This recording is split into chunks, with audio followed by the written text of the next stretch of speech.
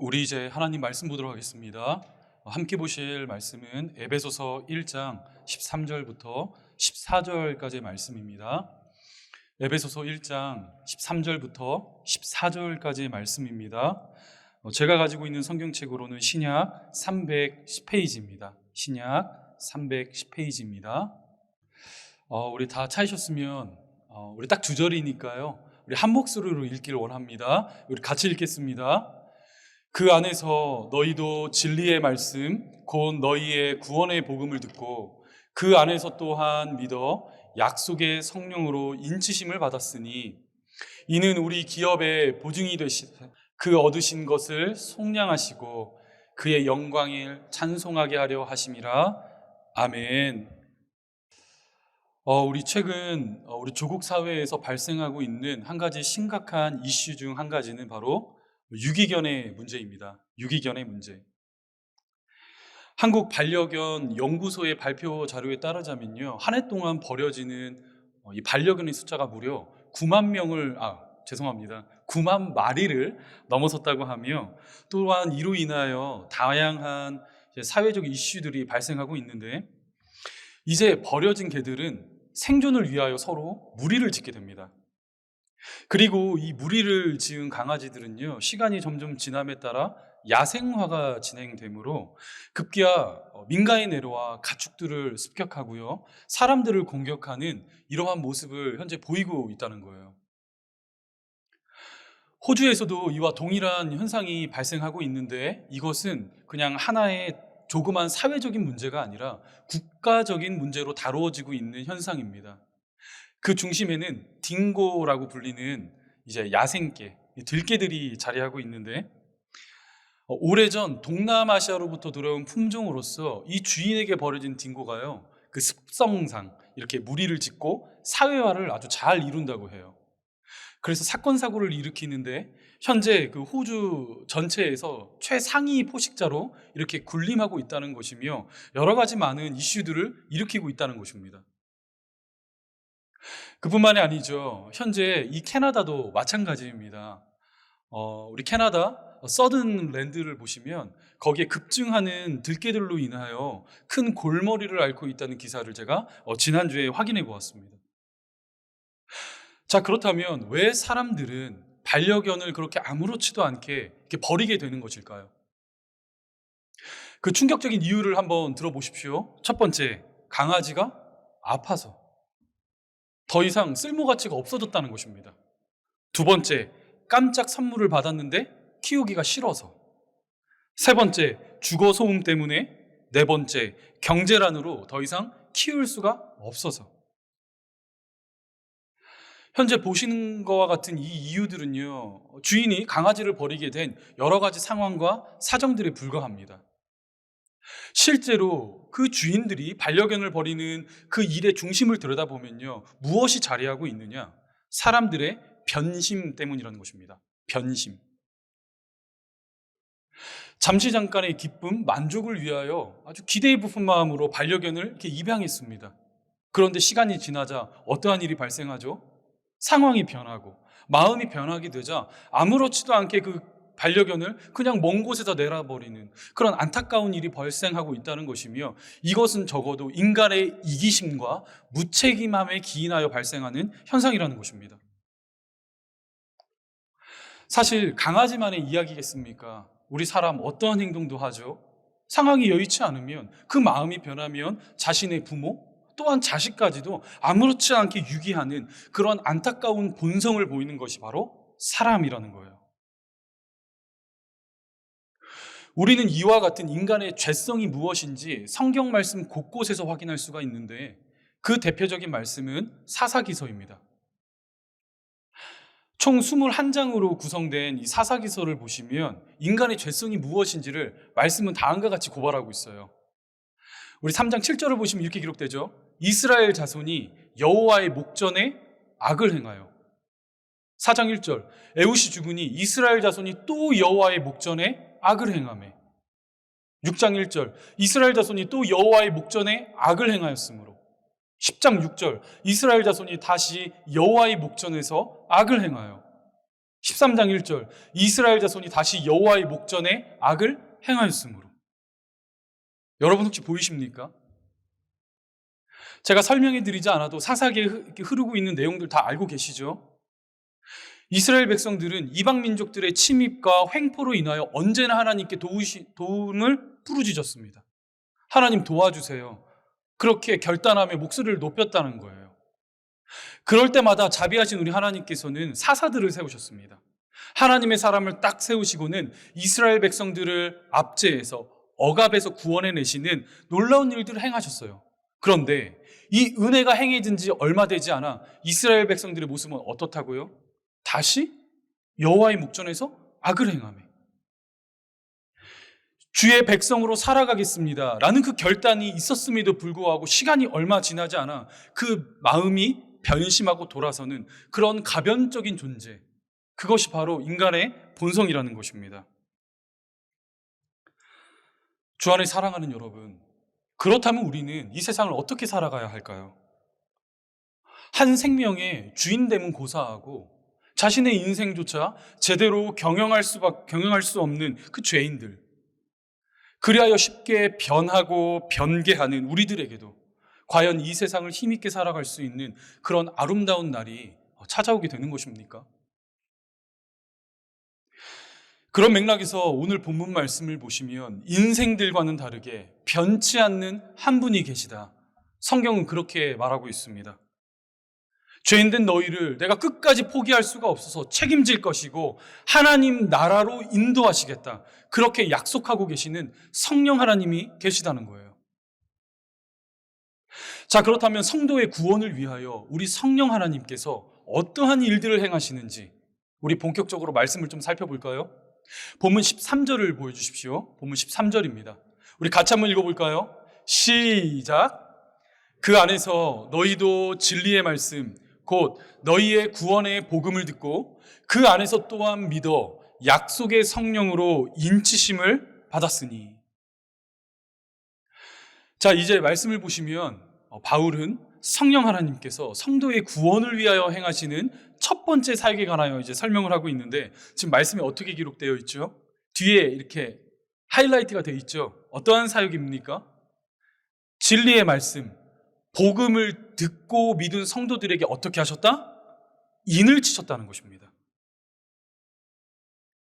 여기서 우리가 조금 주의해서 보아야 할 표현이 등장하고 있는데, 그 표현은 바로 인치셨다라는 표현이에요. 과거 고대 사회에서 얼마든지 쉽게 볼 수 있었던 하나의 문화요, 풍습이라고 할 수가 있는데, 여러분들이 상상하시는 그 모습이 맞습니다. 이 쇠를요, 불에 이렇게 빨갛게 달군 다음에 노예들이 피부에 이렇게 딱 찍어가지고 지워지지 않는 영구적인 표시를 남기는 것, 그것이 바로 인을 치는 행위였어요. 왜 사람들은 노예의 몸에다 인을 쳤느냐? 자신의 소유권을 주장하기 위해서입니다. 만약에 그 노예가 도망을 이렇게 잡게 되었을 때 사람들 간에 분쟁이 있을 수 있잖아요.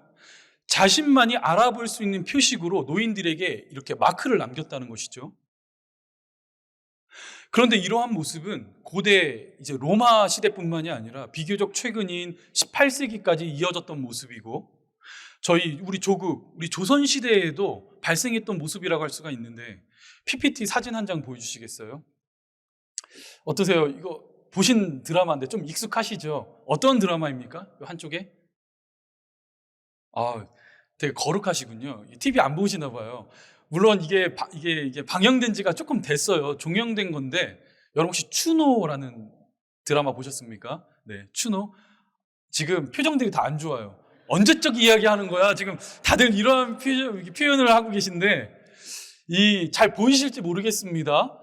이 왼쪽, 제 편에서 왼쪽에 있는 두 사람의 얼굴에 무엇인가 이렇게 새겨져 있죠. 그렇죠. 문신을 새긴 거예요. 낙인을 찍은 것입니다. 뿐만이 아니라 제 편에서는 이제 오른편에 있는 저 마크 보이시죠? 저 마크가 바로 18세기까지 노예 무역을 활발하게 하였던 무역 상인들이 아프리카에서 노예로 끌고 온 사람들의 몸에다가 빨갛게 달군 다음에 이렇게 표시를 내었던 그 인쳤던 그 기구예요. 따라서 이 침을 받은 사람들의 이제 삶은 어떠하느냐? 자유롭게 어디론가 도망갈 수가 없습니다. 겉으로 드러나는 피부의 외면에 이런 것들이 새겨져 있기 때문에 자신의 신분, 나는 노예입니다라는 사실을 공공연하게 세상에 드러낼 수밖에 없었다는 거예요. 그리고 만약 그 자리에서 이 노예에 대한 소유권의 분쟁이 일어났을 시 그 문의를 딱 보고는 내 노예잖아, 이렇게 소유권 싸움을 딱 종식시킬 수 있는 한 가지 수단으로서 사람들, 노예들에게 인을 쳤다는 것입니다. 그런데 바울은 참 흥미롭게도 성령께서 성도들을 위하여 행하시는 그 사역을 가리켜 지금 어떻게 표현하고 있다고요? 성령께서 인치셨다. 영구적으로 지워지지 않는 하나님의 도장을 저와 여러분들의 심령 속에 새기셨다. 이렇게 말씀하고 있다는 거예요. 왜요? 우리의 소유권을 주장하기 위하여. 베드로전서 2장 9절입니다. 너희는 택하신 족속이요 왕같은 제사장이요 거룩한 나라요 그의 소유가 된 백성이니 이는 너희를 어두운 데서 불러내어 그의 기이한 빛에 들어가게 하신 이에 아름다운 덕을 선포하게 하려 하심이라. 그리고 바울은 갈라디아서를 통하여 자신의 성도됨이 무엇인지 이렇게 말하고 있어요. 갈라디아서 6장 17절입니다. 이후로는 누구든지 나를 괴롭게 하지 말라. 내가 내 몸에 무엇을 가지고 있다? 예수의 흔적을 지니고 있노라. 예수의 흔적, 스티그마가 내게 있다는 것입니다.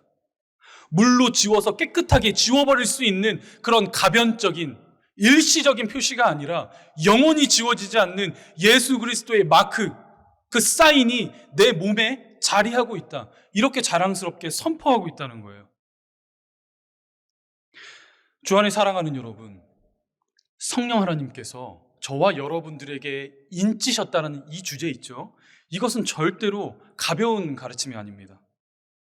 우리의 소속이 어디인지, 우리의 주인이 누구인지를 가장 극명하게, 선명하게 보여주는 지점이 있다면 그것이 바로 성령의 인치심이라는 주제 속에 담겨 있다는 것입니다.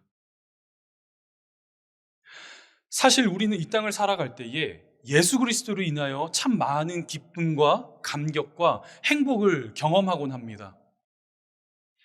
하지만 반대로 또 어떠한 일을 경험하게 됩니까? 눈물 없이는 지낼 수 없는 아픔, 질고, 슬픔, 좌절, 그러한 아픔의 시간들 또한 경험하는 것 성도의 인생이라 말할 수가 있어요.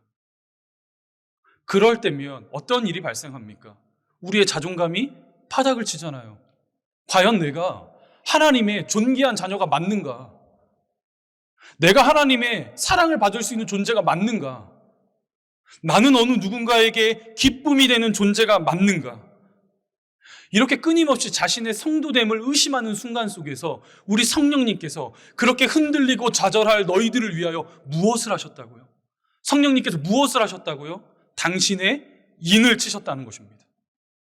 언제라도 믿음의 눈을 들어 우리들의 영혼 속에 새겨져 있는 하나님의 도장, 그 마크를 바라보고 만져볼 때면 내가 누구인지, 내가 어떤 존재인지, 하나님이 나에게 누구이신지를 확인할 수 있는 그 선명한 흔적을 성도들에게 남기셨다는 거예요.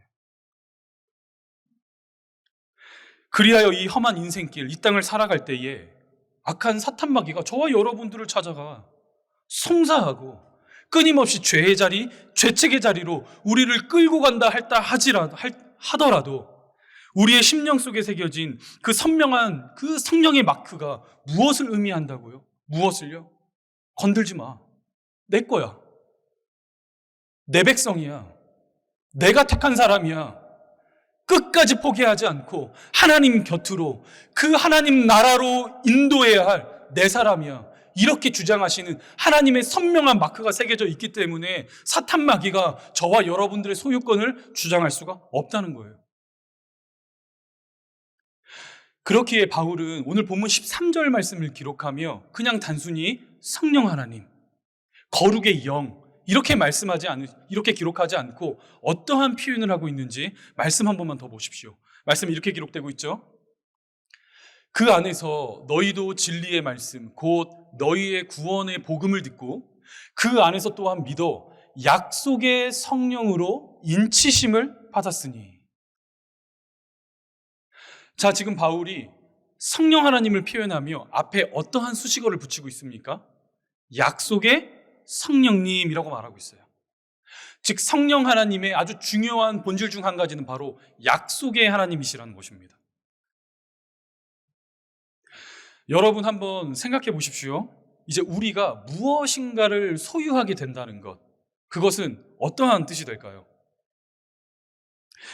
예를 들자면 제가 이제 반려견을 키우게 됐다고 한번 가정해 볼게요. 저는 반려견을 키우고 있지 않거든요. 현재 저희 집에 아이들이 3명이 있잖아요. 버겁습니다. 키울 수가 없어요. 그러나 반려견을 하나 이렇게 입양하여 키우게 되었다고 한번 가정해 보겠습니다. 참 얼마나 기쁘고 가슴 설레이는 순간이겠습니까? 그렇죠? 새로운 생명과 함께 아침마다 나가서 산책하고 함께 걷고 뛰고 침대에서 뒹굴고 이러한 아주 가슴 뛰는 순간들을 여러분 경험하게 되지 않겠습니까? 그런데 반려견을 키워보신 분들은 다들 아실 거예요. 우리 그 주인들에게 이러한 기쁨과 행복, 소소한 축복만이 놓여진 것이 아니라 또 다른 하나가 주어져 있습니다. 여러분 그것은 무엇일까요? 무엇이죠? 책임입니다. 책임. 그렇죠? 어떠한 책임입니까? 산책을 하던 강아지가 갑자기 볼일을 봐요. 그 볼일을 치워야 할 책임이. 반려견을 그냥 집안에다 방치하지 않고 시시때때로 함께 나가 시간을 보내야 한다는 책임이. 음식과 보금자리를 제공해야 한다는 책임이. 그 반려견이 길을 걷다 사람들을 해하거나 다치지 못하게 그 반려견을 통제해야 한다는 책임이. 여러분 제가 지금 무슨 말씀을 드리는지 혹시 아시겠습니까? 성령께서 저와 여러분들을 인치셨다. 그 소유권을 주장하신다는 것은요, 그냥 단순히 너 이제 내 거야, 내 사람이야, 내 백성이야 이렇게 말씀하시는 것만이 아니라 당신의 소유 삼으신 주의 백성들을요 포기하지 않고 끝까지 하나님 나라로, 하나님 품으로 인도하시고 견인하시는 그분의 책임이 있다는 것입니다. 그 책임을 가리켜 약속의 성령이다, 이렇게 오늘 본문이 말하고 있다는 거예요.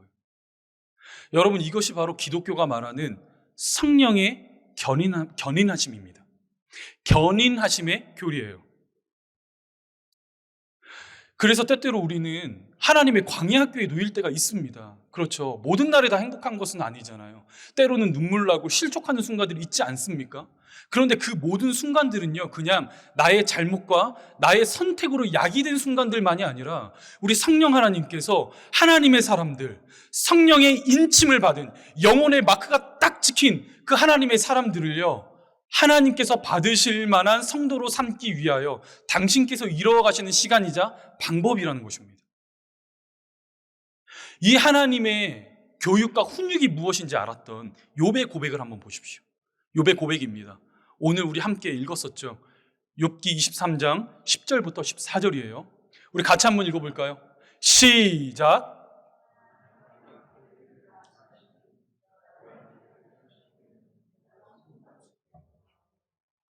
그 뜻이 일정하시니 누가 능히 돌이키랴. 그의 마음에 하고자 하시는 것이면 그것을 행하시나니 그런즉 내게 작정하신 것을 이루실 것이라. 이런 일이 그에게 많이 있느니라. 아멘. 이 시간 간절히 소망하기는 저와 여러분들의 영혼 속에 딱 찍혀있는 그 성령 하나님의 인치심을 바라봄으로써 내가 누구인지를 알고 나의 주인이 누구인지를 알아 힘있게 이 세상을 살아가는 우리 하나님의 모든 권속들 될 수 있기를 주님의 이름으로 간절히 축복합니다. 그런가 하면 두 번째로 오늘 본문 말씀은 성령 하나님께서 행하시는 또 다른 사역에 관하여 설명을 하고 있는데 이어지고 있는 14절 말씀을 보십시오. 본문 14절입니다. 제가 읽겠습니다.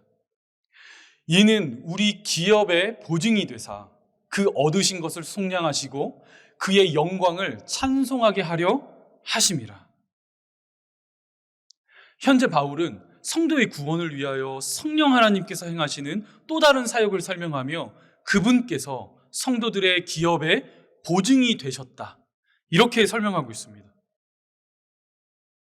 현재 등장하고 있는 이 보증이라는 표현 보이시죠? 헬라어로는 아라본이라는 단어가 사용되고 있는데 굉장히 독특한 표현이에요. 오직 바울 서신에서만 등장하고 있는 표현인데 일반적으로 그 당시 시대에 어떻게 사용되었느냐, 상업적인 용어로서 쓰였던 말이 바로 보증, 아라본이라는 단어입니다. 오늘날로 치자면 다운 페이먼트라고 말할 수가 있는데, 이것도 한번 제가 예를 들어 볼게요. 우리 성도님들 혹시 집이나 차를 사실 때 제일 먼저 어떠한 행동을 하십니까? 왜 침묵하시죠? 다들 뭐 걸어 다니십니까? 뭐 텐트 치고 주무세요? 그거 아니시잖아요. 다들 렌트도 하셨고 뭐 집을 구입하신 분들도 있겠고 차를 소유하시면 이렇게 하시잖아요. 제일 먼저 뭐 하시죠? 딱 할 때? 다운 페이먼트 내지 않습니까? 그렇죠. 다운 페이먼트를 지급하게 돼요. 그런데 이렇게 납입금, 선납금을 딱 지불했을 때 어떠한 효력이 발생하느냐? 권한이 생기잖아요. 어떤 권한? 내 것이라는 권한. 그렇죠. 아직 값을 다 치르지 않았지만 장차 무엇인가를 소유하게 될 법적 수혜자가 되었다는 그 효력을 증명하는 단어가 바로 아라본이라는 거예요. 그런데 성령 하나님께서 성도의 구원을 위하여 어떠한 일을 행하신다고요? 친히 저와 여러분들의 다운 페이먼트가 되셨다고요. 우리의 보증이 되신다는 것입니다. 성도의 구원, 한 번 있다가 사라지고 없어지는 것이 아니라 끝까지 성도의 것임을 확인시켜주고 보증하시는 그 성령 하나님의 보증하심이 단순히 구두로만 이어진 것이 아니라 그분이 친히 보증 서셨다는 거예요. 저는 지금까지 이렇게 목회자로 활동하며 우리 성도님들의 이러한 고백을 간혹 듣곤 합니다. 어떠한 고백이냐? 목사님, 제가 얼마 전까지 참 뜨거웠습니다. 참 뜨거운 마음을 가지고 우리 주님 섬겼고 그렇게 교회 생활 참 열심히 잘 했는데 이제 대학을 가고 직장에 취직을 하고 결혼을 하고 자녀를 낳고 이렇게 분주하게 살다 보니까 제가 정말 하나님의 자녀가 맞는지 확신이 사라졌습니다. 정말 제가 구원받은 당신의 백성인지 잘 모르겠습니다. 이렇게 불안해하시며 근심하시는 우리 성도님들의 고백을 제가 간혹 듣곤 해요. 여러분 어떠십니까? 여러분들도 이러한 기분 한번 느껴보셨습니까? 사랑하는 여러분, 그런데 성경이 말하는 성도의 구원이란 그렇지가 않습니다. 성삼위 하나님께서 이루어 가시는 것이 바로 성도의 구원이에요. 우리가 지난 오늘까지 세 번째 시간이잖아요. 에베소서 첫 번째 시간, 두 번째 시간, 그리고 오늘까지 어떠한 내용을 살펴보고 있습니까? 성도의 구원을 위하여 우리 성부 하나님 무엇을 하셨다고요?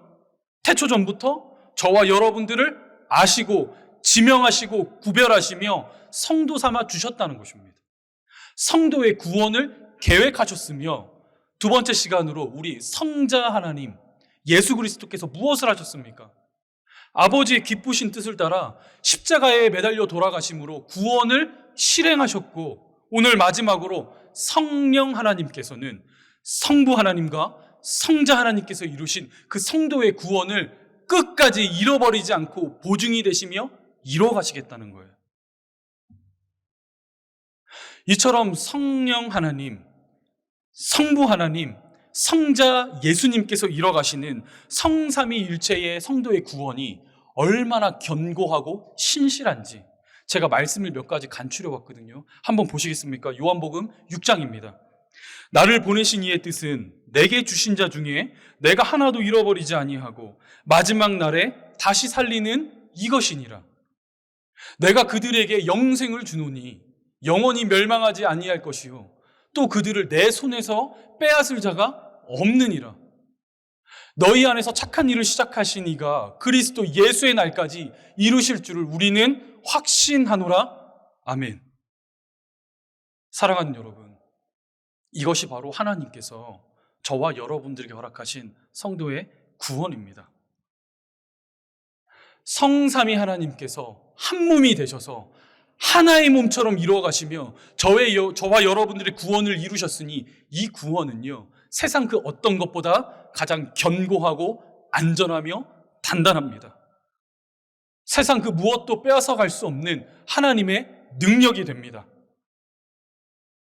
따라서 베드로 사도는 베드로전서 1장 4절을 통하여 우리 성령님께서 이루어 가시는 그 구원을 통하여 저와 여러분들이 끝내 이루게 될 하늘나라의 기업이 무엇인지를 다음과 같이 설명하고 있어요. 썩지 않고 더럽지 않고 쇠하지 아니하는 유업을 잊게 하시나니 곧 너희를 위하여 하늘에 간직하신 것이니라. 아멘. 이 하늘나라의 기업을 누가 보장하신다고요? 누가 친히 보증하신다고요? 성령 하나님께서. 주 안에 사랑하는 여러분, 이것이 우리가 지난 3주 동안 살펴보고 있는 에베소서가 말하는 성도의 구원입니다. 우리 성도님들 표정을 보니까 좀 혼미하세요, 이제. 여러분, 정신 딱 차리시고 이해하셔야 돼요. 그 성경의 바른 진리를요, 여러분들의 마음속에 새기셔야 됩니다. 자, 성도의 구원이란 그냥 하나님께서 나를 죄에서 구원해 내셨구나, 이 단순한 진리가 아니라 성삼위 하나님께서 한치의 오차도 없이 실수가 없이 변개함이 없이 행하시는 고유의 하나님의 구원 사역입니다. 성령 하나님, 저와 여러분들을 포기하시지 않으시며 인을 치셨다고요. 그리고 그 구원의 친한 보증이 되어주신다 말씀하고 있습니다. 그 성령이 지워지지 않는 마크가 저와 여러분들 심령 속에 새겨져 있는 거예요. 예수를 영접한 자, 주 예수를 믿어 나의 주인이라 시인한 그 죄인들의 심령에는요, 이 지워지지 않는 낙인이 찍혀 있다는 것입니다. 그리하여 우리가 어디에 있을지라도 사망의 음침한 골짜기를 저와 여러분들이 헤매며 그 인생 실족하고 낙심하여 좌절하고 있을지라도 우리 성령님께서 알아보신다고요. 저와 여러분들을 찾아내시겠다고요. 악한 사탄 마귀가 찾아와서 너 성도 아니야, 너 아무것도 아니야, 너 죄인이잖아, 우리 같이 지옥 가야지, 이처럼 우리들의 심령을 미혹하며 그 죄책의 자리로, 죄의 자리로 우리를 끌고 간다 하더라도 우리 성령 하나님께서 이렇게 선포하신다는 거예요. 그 마크 보라. 그 마크를 봐라. 내 거야, 내 백성이야, 내 사람이야, 건들지 마. 내가 끝까지 어떠한 일이 있어도 그 구원을 이루어내겠다. 내가 보증이다. 이렇게 선언하는 것, 그것이 바로 성도들에게 주어진 감당할 수 없는 구원의 역사라는 것입니다. 사랑하는 여러분, 따라서 이 시간 간절히 소망하기는 우리 실족하고 좌절할 때마다 예수 그리스도 처음 만나 그 마음속에 나의 주님이시여 나의 주인이십니다라고 고백하였던 그 흔적들을 한 번씩 꺼내볼 수 있기를 원해요. 우리 성도님들, 항상 우리가 성령 충만하기를 원하지만 쉽지 않잖아요. 그렇죠? 하나님의 임재를 사모하나 그분의 부재를 더 많이 경험하며 살아가는 우리들의 인생 가운데 쓰러지고 낙심하고 실족하고 좌절할 때마다 무엇을 바라볼 수 있어야 한다고요? 성령 하나님께서 새겨놓으신 그분의 사인, 그분의 도장, 그 흔적들을 바라볼 때면 우리가 무엇을 깨달을 수 있습니까? 나는 그분의 것이구나. 이 세상에 속한 존재가 아니구나. 이 사회는 그 사람의 노력과 그 사람의 실력과 그 이룬 것에 따라 내가 많은 것을 갖고 많은 것을 잃어버릴 수 있다. 이처럼 사람의 공로를 강조하고 있지만 성도의 구원은 그렇지 않다는 거예요. 한 번 주신 하나님의 구원 사라지지가 않습니다. 끝까지 무슨 일에 있어도 우리 성령 하나님께서 하나님 품으로 저와 여러분들을 데려가시겠다, 견인하시겠다, 이렇게 약속하고 있다는 것입니다. 이 시간 간절히 소망하기는 그 성령 하나님의 인치심과 보증하심을 믿고 신뢰함으로 이 험한 세상 속에서 나는 하나님의 소유요, 나는 그분의 백성입니다, 이 믿음을 자랑하시며 살아가는 우리 모든 사랑하는 캘거리 제자 삼는 교회의 권속들 될 수 있기를 주님의 이름으로 간절히 축복합니다. 우리 시간 함께 기도의 자리에 나아가도록 하겠습니다. 함께 기도하실 때에 하나님, 오늘 주신 말씀을 통하여 성도의 구원을 이루어 가시는 그 하나님의 능력을 바라보기를 원합니다.